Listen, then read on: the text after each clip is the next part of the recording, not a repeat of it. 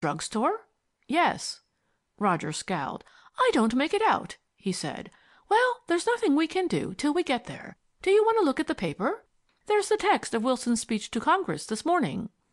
Aubrey shook his head dismally and leaned his hot forehead against the pane. Neither of them spoke again until they reached Manhattan Transfer, where they changed for the Hudson Terminal. It was 7 o'clock when they hurried out of the subway terminus at Atlantic Avenue.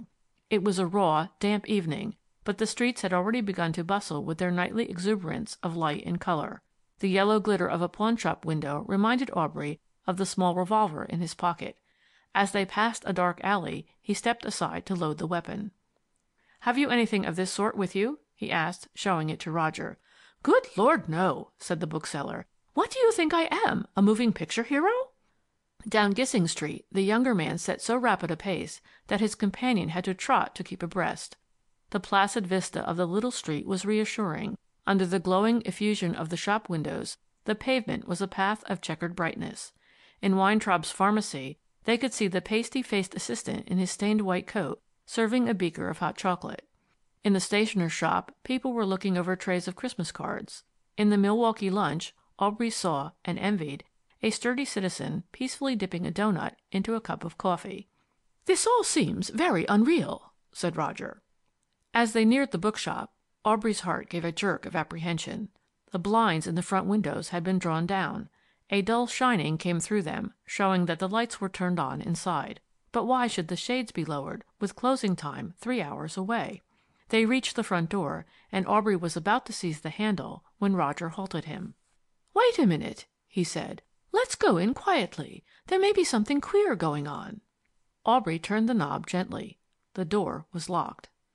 Roger pulled out his latchkey and cautiously released the bolt.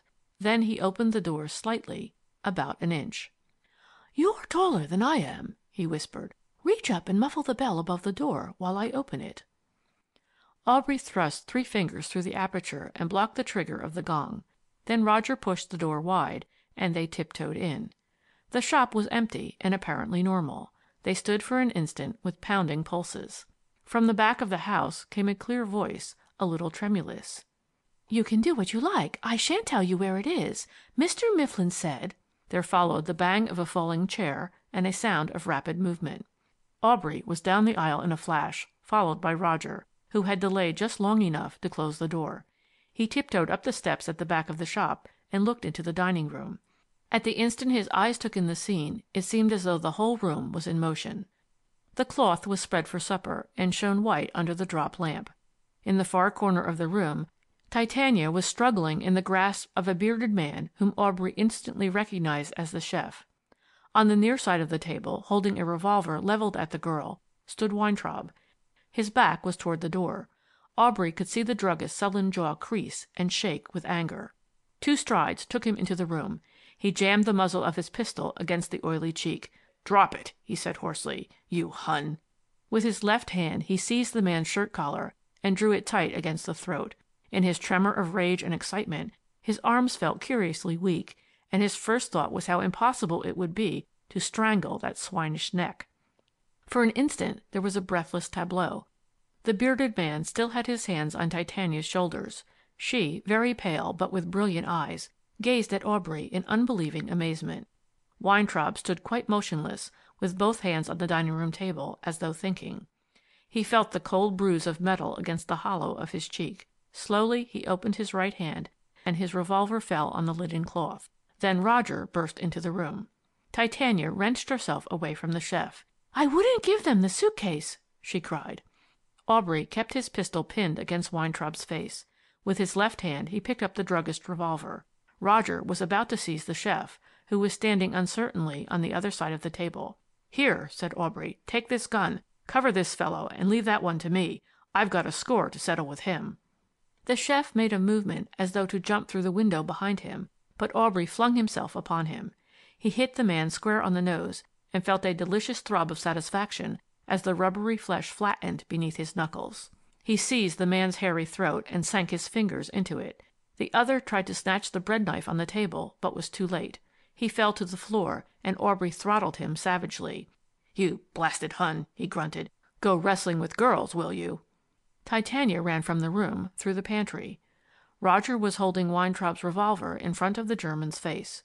"Look here," he said. "What does this mean?" "It's all a mistake," said the druggist suavely, though his eyes slid uneasily to and fro. "I just came in to get some books. I left here earlier in the afternoon." "With a revolver, eh?" said Roger. "Speak up, Hindenburg. What's the big idea?" "It's not my revolver," said Weintraub. "It's Metzger's." "Where's this suitcase of yours?" said Roger. "We're going to have a look at it." "It's all a stupid mistake," said Weintraub. "I left a suitcase of old books here for Metzger, because I expected to go out of town this afternoon. He called for it, and your young woman wouldn't give it to him. He came to me, and I came down here to tell her it was all right." "Is that Metzger?" said Roger, pointing to the bearded man who was trying to break Aubrey's grip. "Gilbert, don't choke that man. We want him to do some explaining." Aubrey got up, picked his revolver from the floor where he had dropped it, and prodded the chef to his feet.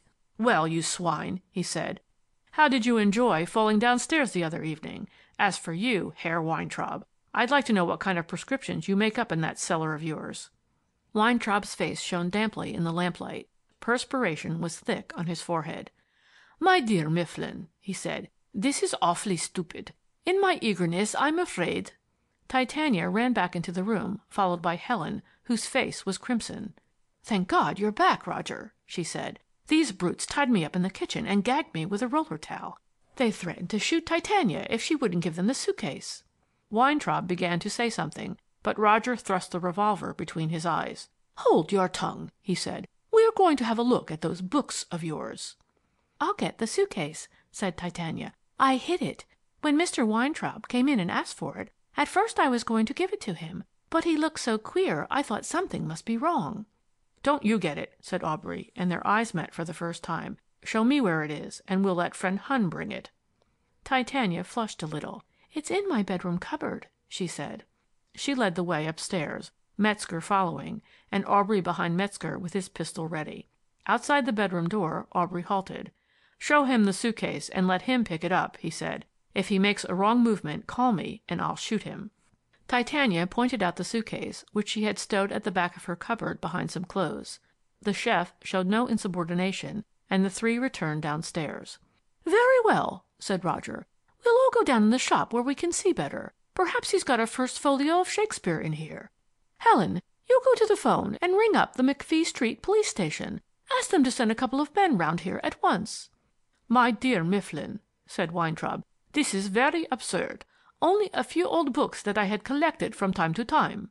"I don't call it absurd. When a man comes into my house and ties up my wife with clothesline and threatens to shoot a young girl," said Roger.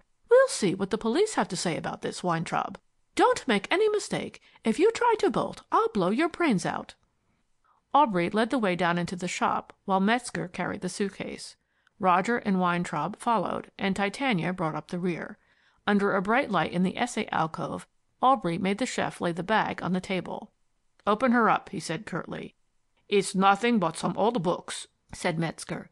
"If they're old enough, they may be valuable," said Roger. "I'm interested in old books. Look sharp." Metzger drew a key from his pocket and unlocked the bag. Aubrey held the pistol at his head as he threw back the lid. The suitcase was full of second-hand books closely packed together. Roger, with great presence of mind, was keeping his eyes on Weintraub. "Tell me what's in it," he said. "Why, it's only a lot of books, after all," cried Titania. "You see," said Weintraub surlily, "there's no mystery about it. I'm sorry I was so—" "Oh, look," said Titania. "There's the Cromwell book." For an instant Roger forgot himself. He looked instinctively at the suitcase, and in that moment the druggist broke away, ran down the aisle, and flew out of the door. Roger dashed after him, but it was too late. Aubrey was holding Metzger by the collar with the pistol at his head. "Good God," he said, "why didn't you shoot?" "I don't know," said Roger in confusion. "I was afraid of hitting him. Never mind, we can fix him later." "The police will be here in a minute," said Helen, coming from the telephone. "I'm going to let Bock in. He's in the backyard." "I think they're both crazy," said Titania. "Let's put the Cromwell back on the shelf and let this creature go." She put out her hand for the book. "Stop!" cried Aubrey, and seized her arm. "Don't touch that book." Titania shrank back, frightened by his voice. Had everyone gone insane? "Here, Mr. Metzger," said Aubrey. You put that book back on the shelf